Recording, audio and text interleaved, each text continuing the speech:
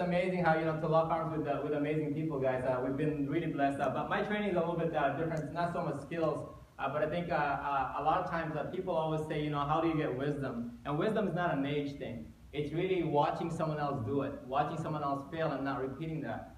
So me, the way I train is a little bit more vision, a little bit more stories, because I like stories. I'm a more visual person. Just because through my story, guys, and it's never about my story. As you see people come up here telling their story, it's not about ours, it's about yours. How do you relate? How do you connect to the story?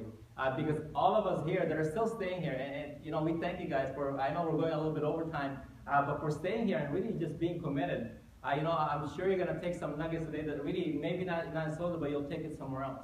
And I promise you guys that. But for me, journey, it's amazing. This really is a journey. Like David Deere said, it is a journey, guys. But in your journey, you got to identify a couple of things, right? One of them is actually, defining moments in your life, right? So the people that you see today have been defined by a certain moment. And I'm sure some of you guys know what them. They're very powerful moments in life that really defines the person you become. Right? And divine appointments. Divine appointments are very powerful, guys. And I truly believe we're in Sozo today because of the divine appointment. Like we had it all figured out. We thought we were going to live in Australia. We had a massive organization, a different company. But at the end, I just felt peace being in this company. Just because I was tired of the hype. I was tired of the smokes and mirrors. I was tired of the fact that we were winning and our people were not winning. And people talk about servant leadership, but they didn't really know what that meant. I saw it here, guys. I really do. From the word itself, Sozo, it means rejuvenation. I mean, it's just an amazing, powerful word. But really, guys, this is where I come from, right? So my journey started here. A lot of people don't know it, but I was born extremely poor. This is our home. There was about 7 of us here, right? And it wasn't, I didn't care, right? But it was, in the Philippines, there's a lot of typhoons that happens, and you guys know some people died just because of their homes not stable. And we always feared it every time there was a typhoon, right? My dad made money doing this. He made about $3 a day, right? Imagine $3 a day, right? That's supporting a family of 7 guys. We used to share 1 boiled eggs, and I remember those times in the Philippines back then, right? But one of the defining moments, that was me. I've always worked hard in school. I was actually top grade from grade 1 to 6. I was the top, just because I studied hard, because I knew the only way I could get out of this is through education, and that's what they all sold in the Philippines, right? But one of my defining moments that really impacted me throughout my life is this pen here. And a lot of people, for you guys, it's just like a McDonald's pen, but it's more than that to me, because I've tried so hard in school, never had any toys, never asked my parents for anything in my life. Never had a toy, right? But I remember asking my mom, this is how I knew how poor we were. I asked my mom, if she was going to the big city, and I got excited. I said, if you could just give me a pen, you could just buy that pen at McDonald's, because I saw it in a commercial. And I remember, when she went to the city, and when she came back, I just knew she was extremely sad. She couldn't look at me, right? But the moment she looked at me, I knew she didn't have it, because I actually figured out that for her to buy the pen, she had to get a meal, and we couldn't afford the meal. And I knew right then, when I looked at my mom's eye, I didn't break her heart, right? I broke hers, It's just the fact that she looked at me like that. And I made a commitment as a young age, at that young age, that I will never look at my kids like that, ever. And I will change the generation to come for me. And that's defining me, guys, who I am, right? Another defining moment in my life is this. I came back, made a lot of money. I was making about 50 grand, 60 grand a month in this industry. Became the person that my parents will not be proud of, right? Just because of the culture that this industry has. But when I went back to the Philippines and I saw this, and they don't even have slippers, these kids. And here we are, we have like hundreds of shoes outside. My brothers and them, they use the shoes for about a week. All of a sudden, it's not good enough anymore. And then you go to these countries, and you see this kind of stuff, and to us, it really brought me back down to earth again. You guys know what I mean? I was young, making extremely amount of money. I was foolish with my money, but not until I saw this of what the money can do, right? And the last one that really defined my life is that, there's a lot more, but this was powerful. Is that my brother died at 32 years old, right? Died at 32 years old through health conditions, and I knew life can be short. And I didn't realize it until then, that life can actually be short.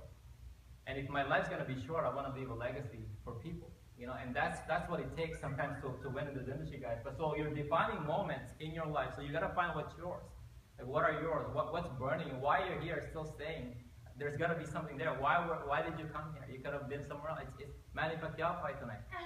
You know what I mean? Like, you could have been somewhere, but you're here. You guys know what I mean? So defining moments in your life really tells you what your true why is, because you need a true why in this industry. Without a true why that's really true to you, He's not gonna work, and that is your fuel, guys. And for that, because of my, because of that, because I was poor, I wanted to retire my parents. That was the first thing I wanted when I got into this industry: become financially free myself, right? Because what I found out, you can't help the poor if you're poor.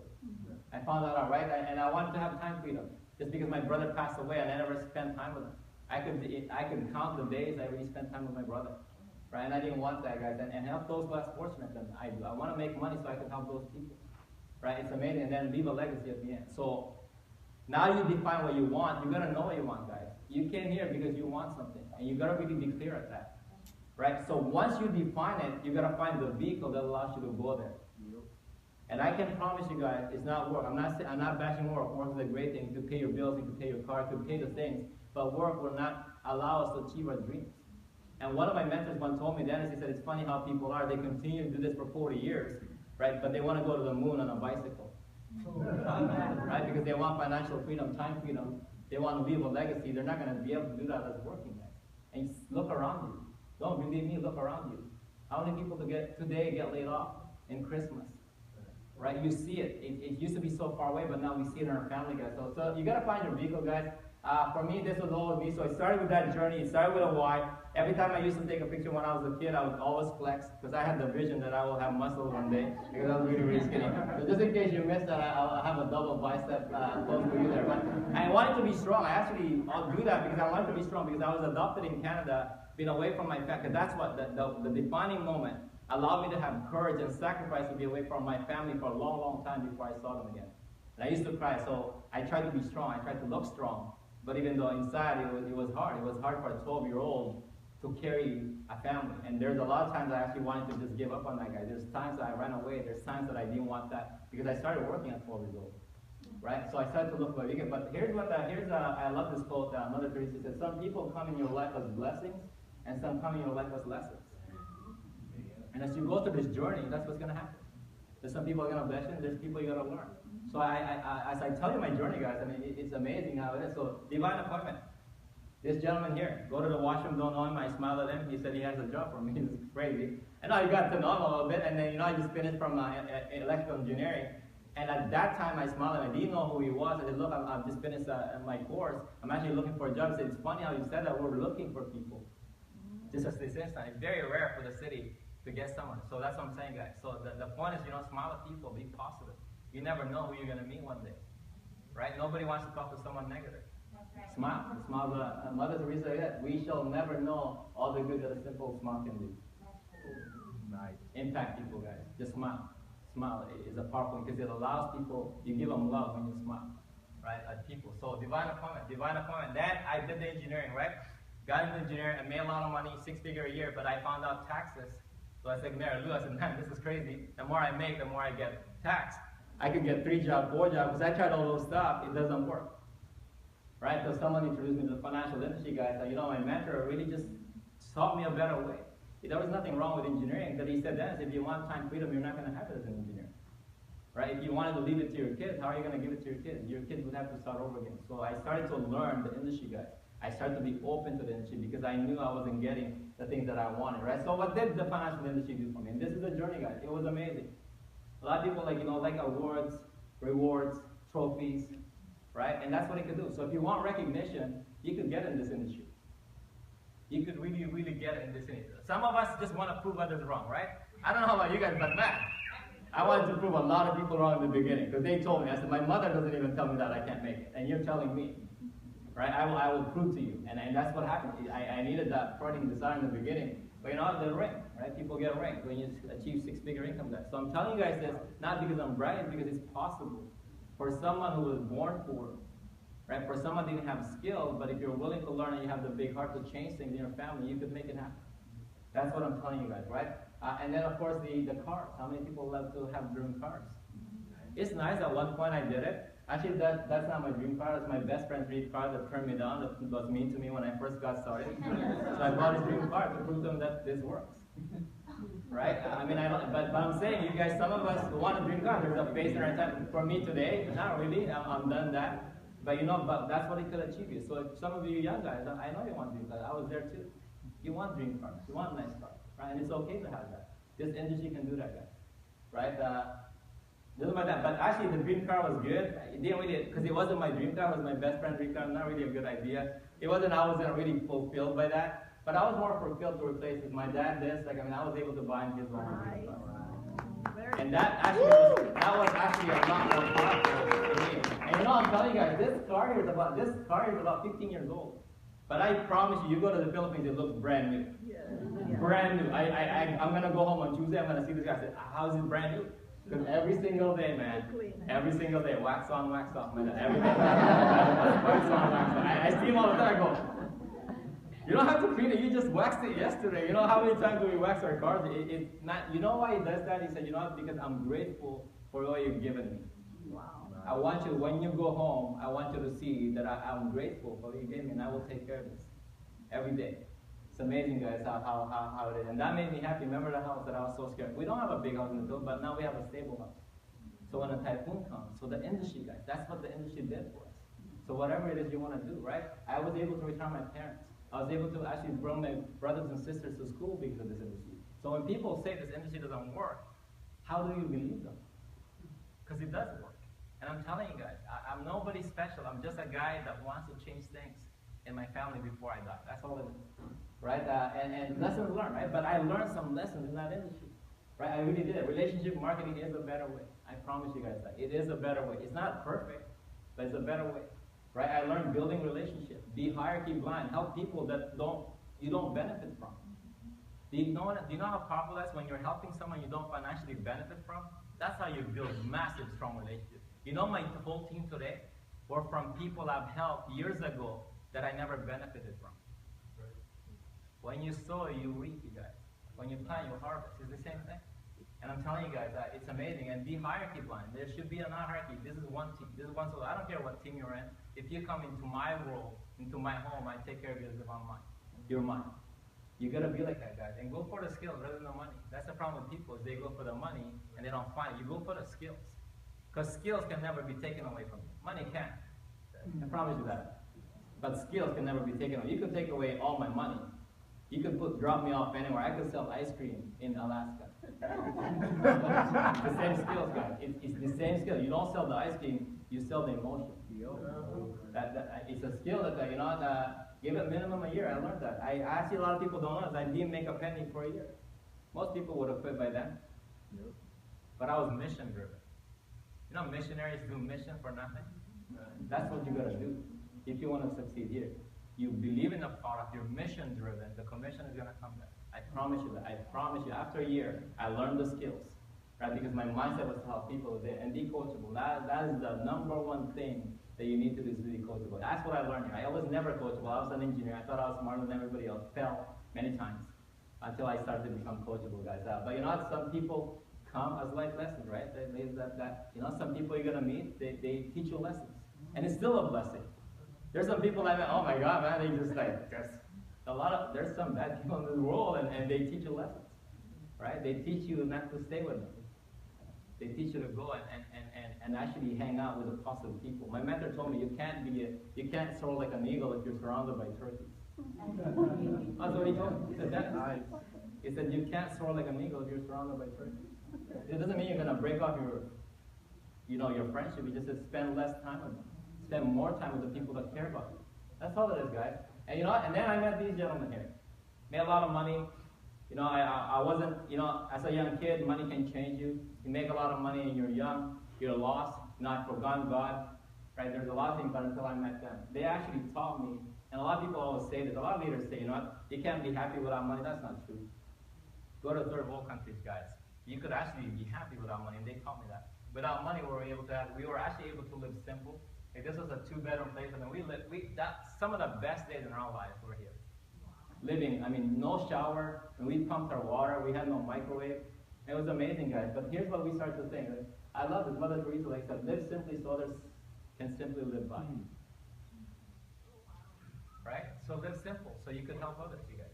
It's powerful, and that's what we started to do. This is how you could live happy, when you live with a purpose. I promise you, the moment you live with a purpose, you could be happy. Not money, because there's a lot of emptiness. But a lot of people that are wealthy today, and they're lost. But when you live with a purpose, that was our purpose. It was amazing the amount of I recommend you guys to do this one day, and you see Right? Today, we're spoiled here. We take things for granted, but I promise you, you're complaining about little things today. Look around you guys. Look around you. There's some people that don't even eat. Right? And then we complain on so many things. So that's how you know. It humbles you guys. And it's amazing, you know? Like, man, I was blowing money like crazy, and I didn't know $100. It wasn't even the money. Look at the smile on these kids' face. For $100. And that's what you gotta be, guys. It's just you know, that's the journey. But divine appointments, right? This guy here. So I made a vow, right, never to come back to relationship marketing again, because of people I met. I've actually seen the ugly side of this industry, where people use you, where you become a scapegoat for people, where people lie, where people don't have integrity, right? And I made a vow never to come, because I grew up in that, you know, where power is money, power is this, power is that, right? And I made a vow until I met this gentleman. This guy here is goofy, doesn't know anything about skincare. It was the skincare I was talking about. Yes, that's him on Dead Sea mud all over his body. But he changed my life. Changed my life. He invited me to a meeting like this one. Divine appointment, and I listened. Because sometimes we pray all the time, when somebody comes to us, we ignore it. That person could be the one, your answer, guys. That's why you're here, right? And then this lady here, I met her about 5 months ago. This guy was involved in Sozo. Divine appointment. Met her at Starbucks, she just gave me the flowers. And I put a wall because it was help. I've been given lots of coffee before. Green coffee, red coffee, brown coffee, glow-in-the-dark coffee. Right? So I was kind of you know, a little bit like, but until I came to an event, guys, I started to see the testimonies that were real. And I said, man, I got to try these products. And when I started to try the product, it was amazing. But that's divine appointment. But so never give up, guys, on finding your vehicle. So whatever it is, that's why you're here today. Because you keep searching. It might not be Sozo, but meet some people here today that are going to lead you to the right one. Sometimes this is just a stepping stone. Just like the things that I've done, they were just stepping stone for something like this. But never give up, and I promise you, how many people know this guy here? Mighty Mouse. You see him? And man, this guy here does not give up. He's one of my heroes, right? I don't know if you guys know him, but he's gonna get that cheese no matter how. No matter what. He's equipped, he's prepared. But actually what happened was I actually saw him in action. So this is just a picture. I used to show this picture all the time. But man, I actually have a quick video, guys. I mean, we're gonna wrap it up, okay? But I'm telling you, man, this guy makes it happen. And I thought like it was over, but I'm gonna play this video. It's really quick. It's about a minute, I think. But it's so good, guys. It's gonna teach you a lot of lessons. So here we go. That guy there. No, I'm telling you guys, you know, it's a funny video, but really what it is, right? Obstacles can either stop us, right? It's up to you. Like for us, like I said, we see the vision clearly. We know where we want to go. I wanna do things before I die, special things, right? Because we don't know where we're gonna go. And I really know Sozo is a vehicle that allows us to do that. Even if I quit today, Anna's family is changed. All these people that you guys see, whether we're here today, that's gonna carry forward across the world, guys. That's who Sozo is, and that's what's amazing. I love this quote. You know, God doesn't require us to succeed. Not everybody's gonna succeed, but He just wants us to try. And you gotta look at yourself and ask yourself, have you really tried hard enough? Because a lot of people say they love their family, but they haven't tried. They don't love it. Like, man, we paid a price to be successful. So I paid a price. I take the notes so that my wife doesn't have to take the notes. So that my future kids will never have to take the notes. That's why I want to take the notes today. The more notes I take, the less notes they have. That's how you do it, guys. That's how you succeed. That's how you become big in this industry, is to really do that. But anyways, guys, that's my training. Hopefully you guys enjoyed it. You know,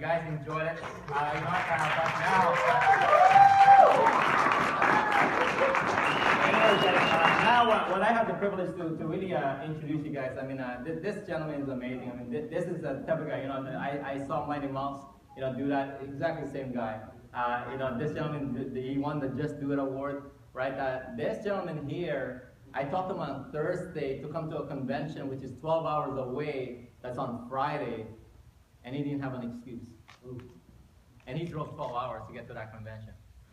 By himself, with a gentleman here, both of them. 2 people.